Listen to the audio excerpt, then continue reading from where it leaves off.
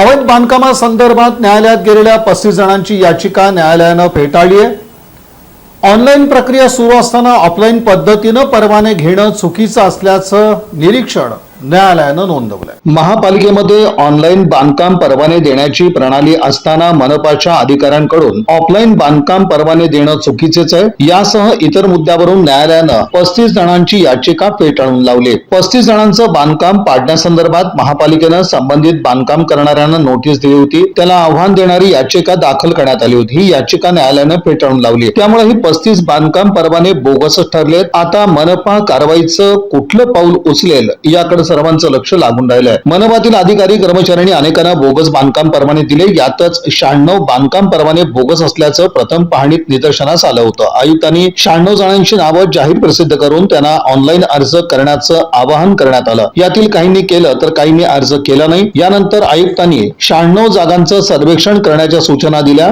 यानंतर नियमबाह्य बांधकाम पाडण्यासाठी नोटिसा दिल्या। यातील 35 जणांनी न्यायालयात धाव घेतली। न्यायालयानं दोन्ही बाजू ऐकून घेत याचिका फेटाळून लावली। या प्रकरणी महापालिकेकडून advocate Umesh Marathe, advocate S Kalekar, advocate RV Damle यांनी काम पाहिलं। Shahjahan Patel, Syed Rashid, Ahmed Madani, Sachin Ghanate, Khudabaksh Bagwan, Zubair Shaikh, Vidyadhar Yallaram, Momin Khalid Salkhed, Muzammil Pirzade, Musa Shaikh, Vijaykumar Vitkar, Mohammed Aqib Sikandar Shaikh, Skyline Builders, Square One Builders, Mahesh Tiwari, Sikandar Setsandi, Ganesh Velpadas, Kailas Vanmane, Aditya Vikram Gandhi, Renuka Kore, Dattatray Magrum Khane, Basavraj Birajdar, Fakhruddin Inamdar, Kasim Attar, Zubair Tamboli, अलीमुन्निसा Bailey, Sambhaji Jadhav, Altaf Abdul Hamid Shaikh यांनी दाखल केली होती न्यायालयात याचिका।